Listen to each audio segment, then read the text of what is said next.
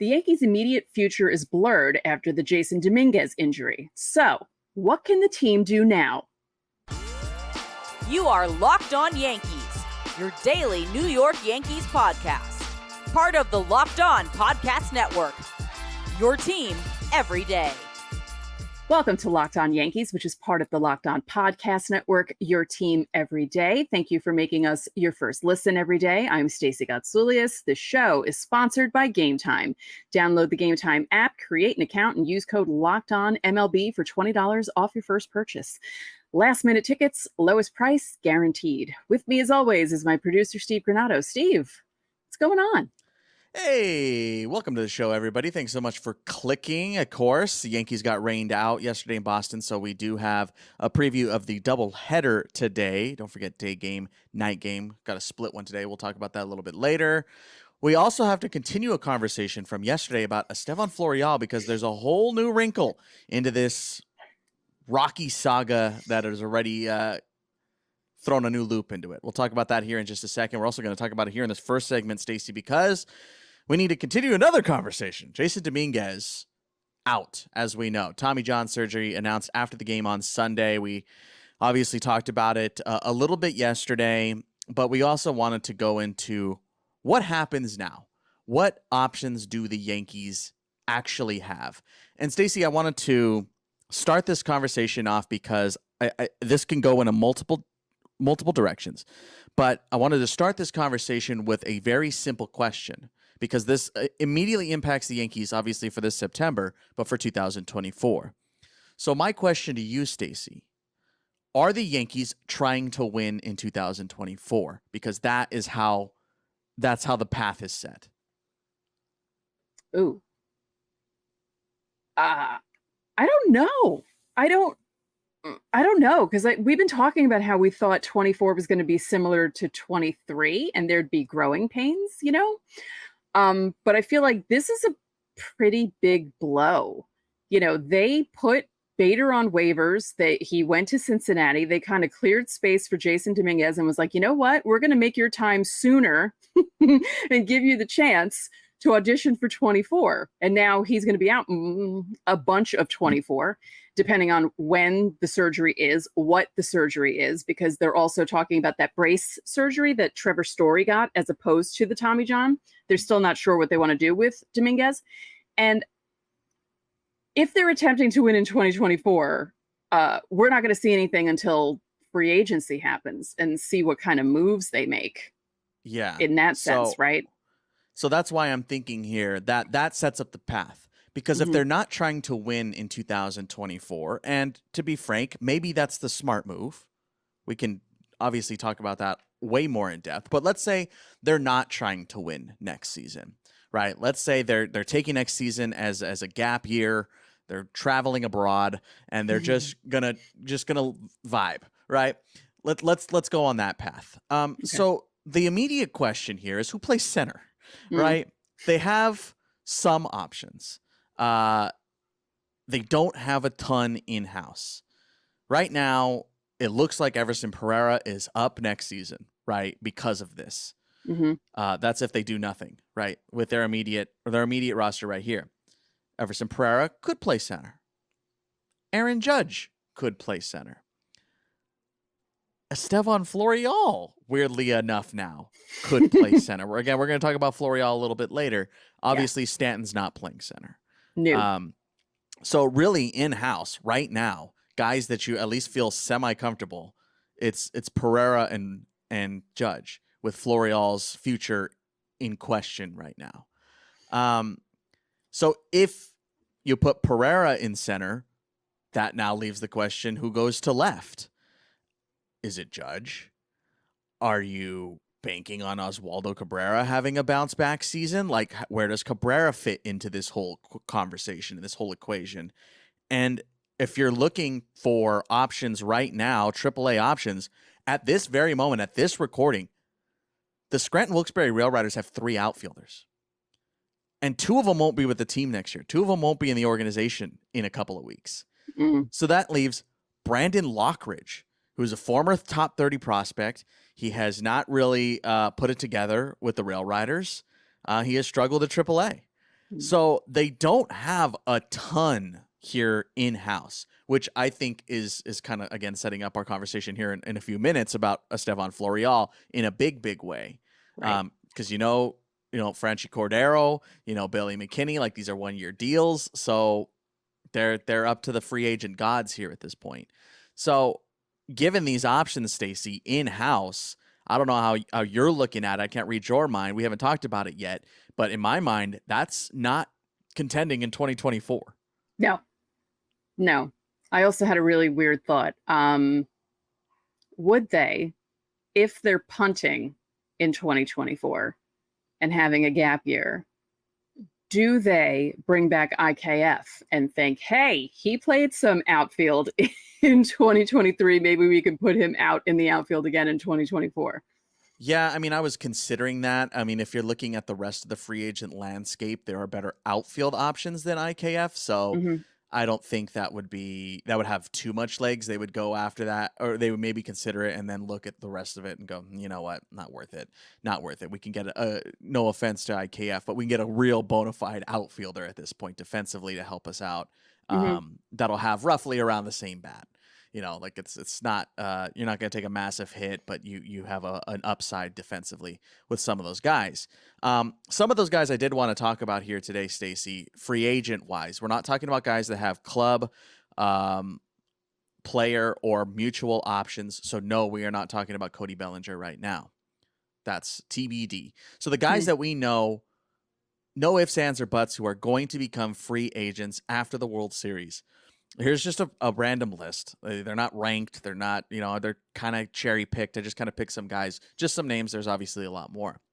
Some of the names I picked: Jock Peterson, Teoscar Hernandez, Hunter Renfroe, JD Martinez, Tony Kemp, Jason Hayward, and then there's always the very strange outside shot of reunions with Aaron Hicks, Harrison Bader, Joey Gallo, and Andrew McCutchen. They will all be free agents after the season. No mutuals, nothing, no options at all. When you look at this list, Stace, again, semi-cherry picked, that feels a little kind of punty too, because we've talked about how the free agent market is not super strong this offseason. I feel like, and I think people will probably yell at me when I say this, but I think out of all of those guys, I feel like Bader has the best chance. I feel like the Yankees would want to bring him back just because of the way the other guys in the clubhouse, Clark Schmidt wears his shirt every time after his games that he pitches, his post-game interviews. He's always wearing his Harrison Bader shirt. And I don't know, I feel like there could be a reunion with him with the Yankees. The weird part of that is whatever contract, if this becomes a free agent contract to try and fill some outfield holes, probably a 1 year. Yeah. And I highly doubt that Harrison Bader wants a 1 year. Right. And I think he has played decently enough, granted with all the injuries and the lack of power here in the second half. I think he's played decently enough to land a 2-year contract. I don't know as far as a 3-year, maybe a 2 with an option. We'll obviously dive into more of these free agents during the offseason, but I don't know. Is it possible that they re-sign Bader, keep him in center, and move Dominguez to left? Well, here's the thing too, Stace, is you run into a bit of an issue here regardless of when Dominguez comes back. Let's say when he does come back, he can't throw. Maybe he can only hit. Now you're running into a conundrum DH-wise when you have to essentially get LeMahieu, Stanton, and potentially Dominguez all DH time, and all those guys warrant regular playing time. So you kind of run yourself into a bit of a logjam there, and that's not even, going into the extremely hypothetical of signing a Shohei Ohtani if that were to come to fruition. Now you got all these potential DHs, and you're running into a real issue there with playing time. I think one thing that's clear after I looked at all this stuff and try to figure out, I'm looking at the depth chart. The Yankees have a lot of stuff to do this offseason. They have a lot of work. Rather they're trying to contend or not, they have a lot of work to do, especially now in this outfield, right? Because you can't right now trust Oswaldo Cabrera. You don't know when Dominguez comes back / what he's going to be. You have no idea. right? Because 7 games is nothing, Yeah. right? You don't know what you're going to get out of Giancarlo Stanton. You're anticipating, frankly, not a lot. Right. So there's going to be a lot. I mean, a lot of depth signings this offseason. You're going to see a whole bunch of them. On the minor league side, you're going to see those spring training invites for those like fringe dudes. You're going to see a lot of that because the Yankees' depth has been absolutely depleted when IKF leaves, with Hicks released, with Bader gone. Like now, Dominguez and potentially Florial gone. There's so little depth suddenly at the blink of an eye in the system that they're gonna have to do a lot of work. It's tough. It's gonna be tough, and the Dominguez news just made it that much harder. Yeah. Let us know how you're feeling about some of these free agents, how much you're trusting guys like Oswaldo Cabrera to bounce back. Again, we're going to talk about Estevan Florial here in just a second. Leave your questions for Fan Mail Friday. Reply to that pinned comment here on the YouTube side. All right, let's talk about Flo in just a second.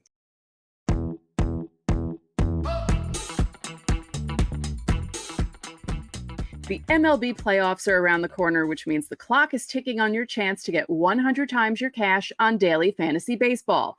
Baseball has never been more exciting than it is now, with studs like Acuna, Freeman, and Bellinger. Pick more or less on stats for these stars like home runs, hits, strikeouts, and more for up to a 100-time payout on Sleeper. Get your picks right and you could win big. I'm StaySpace826 over there, so you can connect with me. Just because your personal fantasy team isn't going anywhere doesn't mean you have to miss out on winning this season. So use promo code LOCKEDON and you'll get up to a $100 match on your first deposit. Terms and conditions apply. See Sleeper's terms of use for details.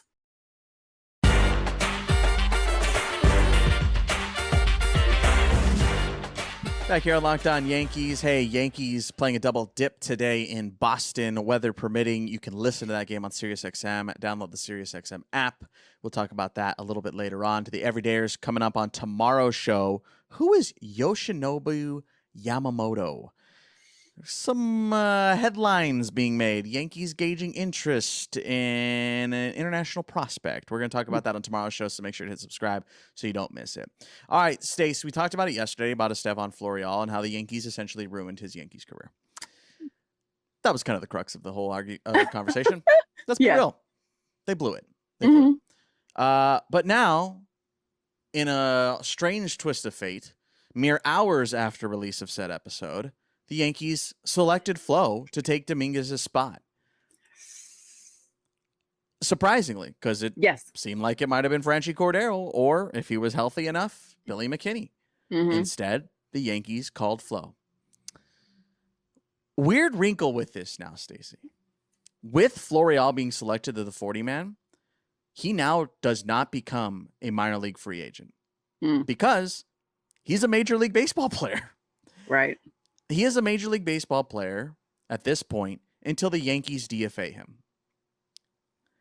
So, where does that leave him in his career? Let's before we get to that depth of it, Boone said that Flo was going to play, quote, a lot. Said that about Peraza. Said that about Pereira. Sticking to his word there. Is Flo going to play a lot, Stace? I believe him now because every time he said it, the last 4 times, it's been true. So, yeah, I think so. And I think, this could be his audition for other teams to pick him up during the offseason, or if he continues what he was doing in Scranton. By the way, poor Scranton, they're losing everyone. Maybe the Yankees will be like, maybe we should do something with him. I mean, this whole saga is bizarre. A. Yeah. B. Excuse me. B.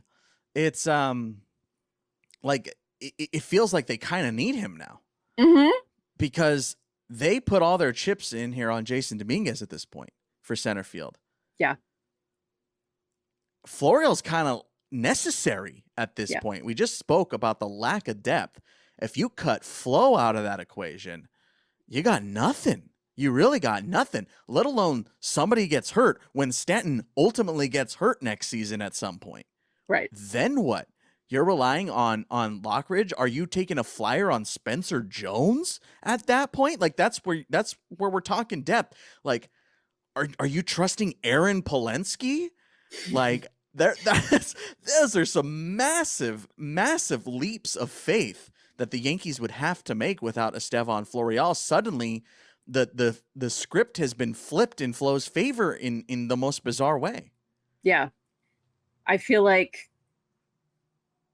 wouldn't it be amazing though if they call him up and he does really well in these last, 18, 19 games, and shows them in that small sample size, hey, if he plays every day, he can actually hit the ball. Like, sure, you'll see the strikeouts. We're going to see the strikeouts, but and don't expect him to do what he was doing in Scranton. He left Scranton with 28 home runs. But if you could see him getting like a hit a game, maybe a home run every few games, just in that little bit, and you see that he's not overmatched by major league pitching, maybe the Yankees think to themselves, maybe we made a mistake overlooking this guy and passing him over. And oh my goodness, we need someone just like him to play the outfield.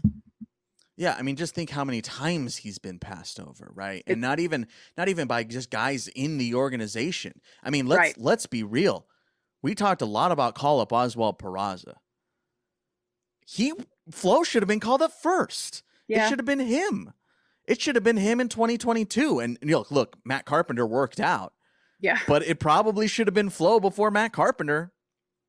It probably should have. Again, it worked out.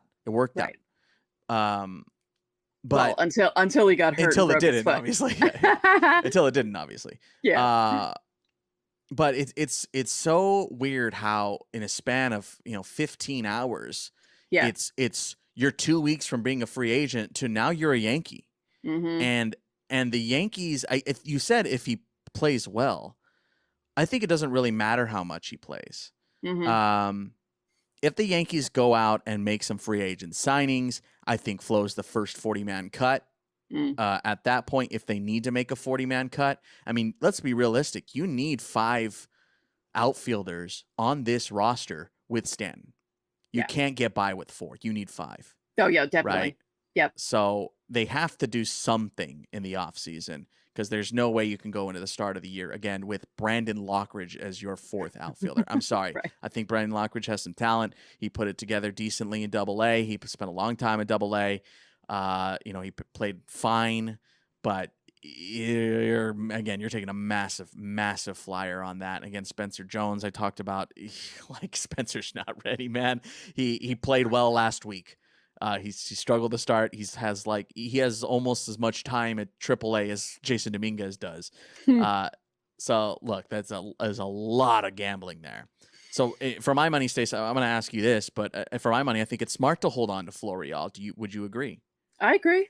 I just think it's ironic the whole Yankees wouldn't sign Bryce Harper because they had too many outfielders, and now they're like scraping around trying to find outfielders. It's just funny to me, but also really annoying at this point. Sure. I mean, they have more depth on the infield, behind the plate, on the mound. They have so much depth there. Mm-hmm. And a lot of, if you just straight up sort the top prospects, in the system, you look at it and outside of Spencer Jones right now, because I'm not thinking of Dominguez, obviously, as a prospect. I'm not thinking of Edison Pereira as a prospect because they're there or hurt. So it's kind of weird to think about it that all of a sudden the Yankees just don't have any depth in the outfield. Mm-hmm. So it's a serious problem. And again, I think for my money, the Florial needs to stay. He has to stay as long as you can, unless you make multiple signings in the outfield. If you're going, all right, we need Hunter Renfroe, Teoscar Hernandez, and Tony Kemp to give us some depth and sign them some 1 years that are a little bit higher to get them to come here, then maybe. But Flo is good depth. But remember, you can't option him anymore. He has to stay on the big league roster. If he doesn't and you want to get rid of him, you have to DFA him. And it would be the second time that the Yankees do that. So Florial would, in essence, I'd imagine, elect free agency at that point, because why would he stick around if he got DFA'd again? Right. So Crazy how this all changes in the blink of an eye because of the Dominguez injury. Mm-hmm. Let us know how you're feeling about this, how you're feeling about Florial and the Yankees' depth. We're going to step aside one more time. We come back, doubleheader in Boston. Let's talk about it.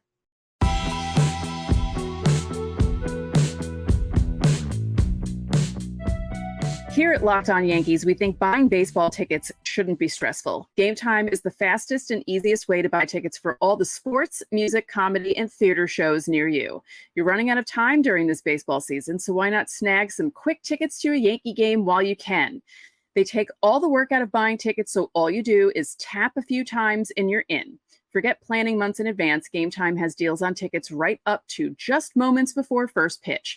Get exclusive flash deals on tickets for other events too, like football, basketball, concerts, comedy, theater, and more. With their lowest price guarantee and even event cancellation protection, Game Time is the best place to buy tickets in just a matter of seconds. Snag the tickets without the stress with Game Time. Download the Game Time app, create an account, and use code LOCKEDONMLB for $20 off your first purchase. Terms apply. Again, that's code LOCKEDONMLB for $20 off. Download Game Time today. Last minute tickets, lowest price, guaranteed.